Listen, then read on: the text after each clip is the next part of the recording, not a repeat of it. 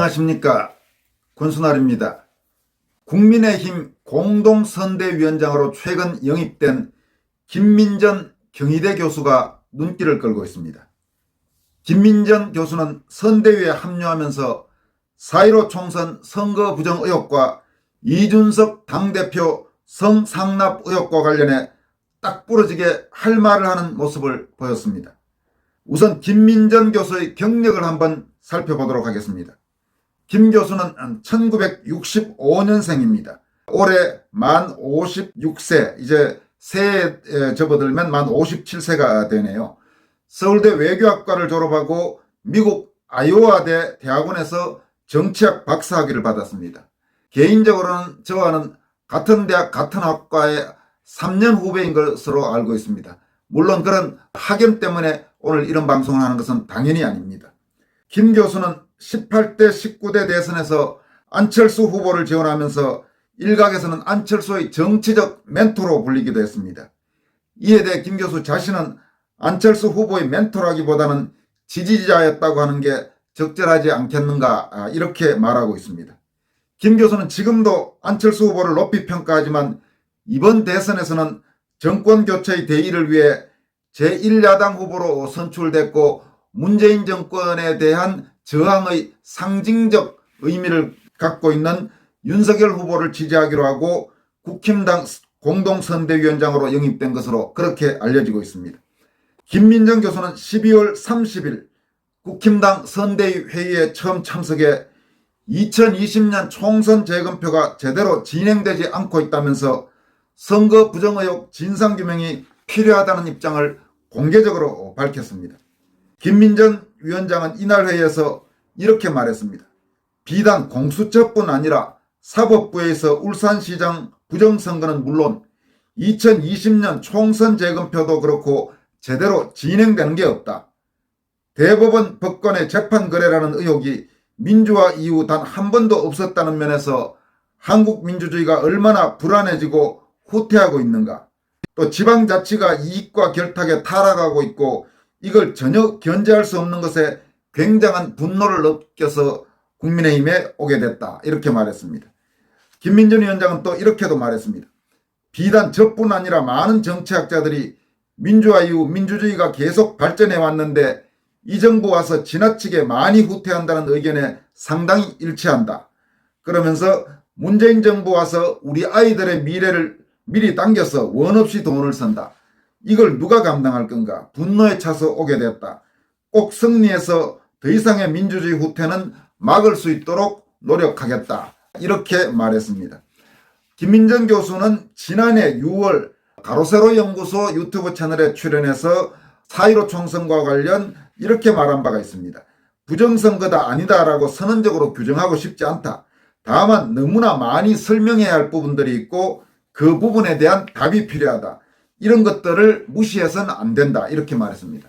당시 김 교수가 이야기를 할 때는 4.15 총선에서 불과 2달 뒤입니다. 상당히 그 당시로서는 용감하고 전향적인 발언이었다고 할 수 있습니다.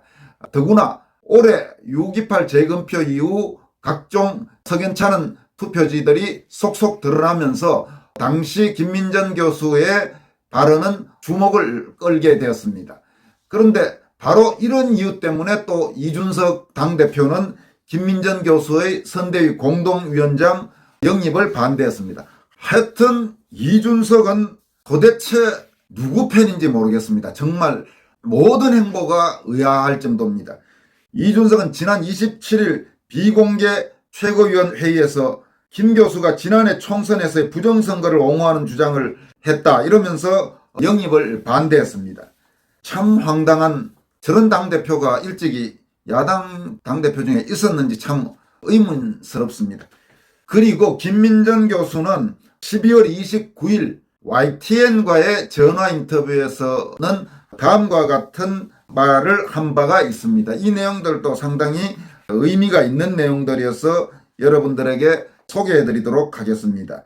우선 YTN의 앵커가 이준석 대표가 김 교수님 영입을 두고 가세연에 출연해서 부정선거를 주장하고 여성할당제를 거론했던 분이다 이러면서 공개적으로 반대 의사를 표명했는데 그에 대해서 어떻게 말씀해 주시겠습니까? 이러니까 김민정 교수는 다음과 같이 답변했습니다.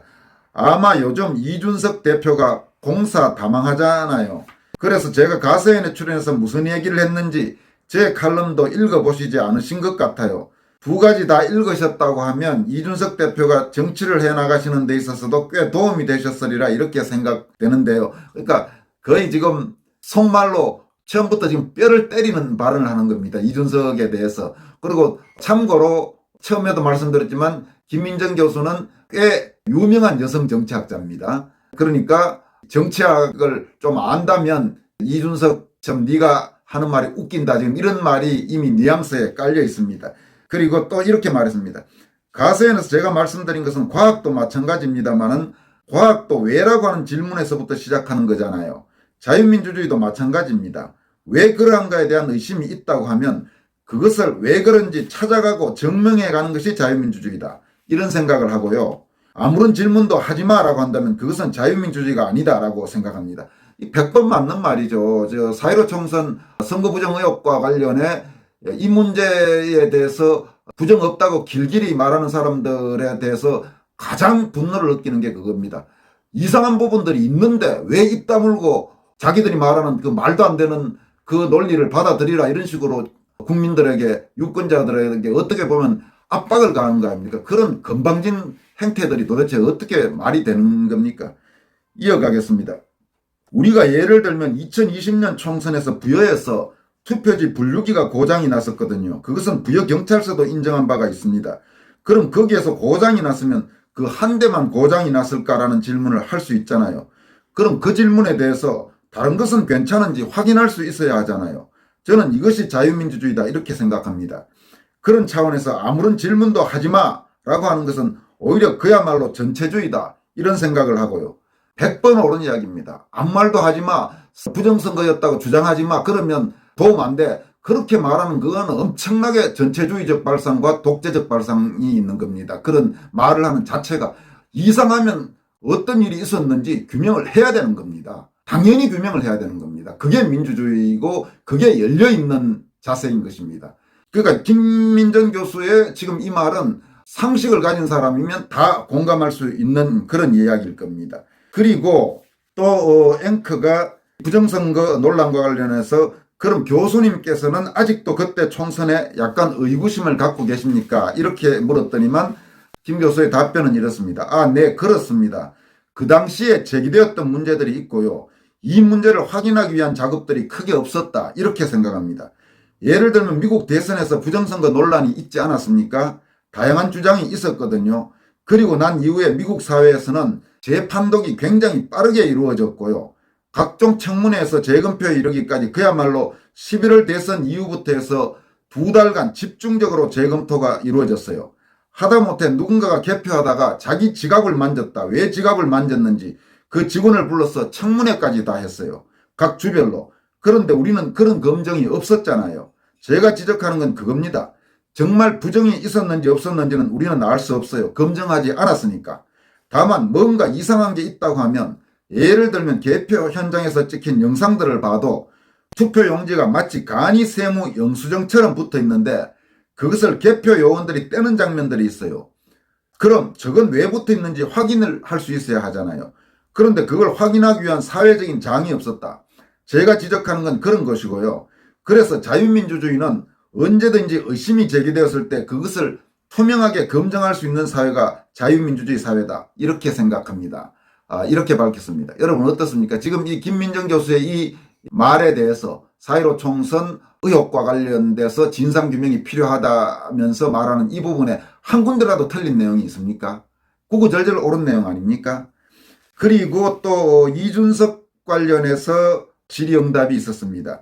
YTN 앵커가 이렇게 물었습니다. 이 대표 얘기가 나왔으니까 지금 이준석 대표가 당내 당밖에서부터 많은 공격과 여러 가지 의혹 제기를 받고 있는 상황인데 초선 의원들 사이에선 이 대표 거취 문제까지 거론하면서 대선에 도움이 안 된다 이런 주장하고 있는데 혹시 여기에 동의하시는지요? 이렇게 물었더니만 김민정 교수는 이렇게 답했습니다. 제가 아직 임명장을 못 받았거든요. 요게 이제 12월 29일이니까 그렇습니다. 12월 30일부터 정식으로 공동선대위원장에 이제 임명돼서 회의에 참석했습니다. 당에 가보지 않았어요. 선대위까지 못 가봤고요.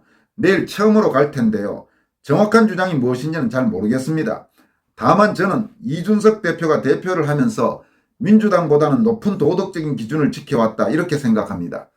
대표적으로 이야기한다면 윤미향 의원이나 부동산 문제가 제기되었던 분들에 대해서 그냥 비례대표만 출당을 시켰지 별다른 조치를 민주당은 안 하지 않았어요.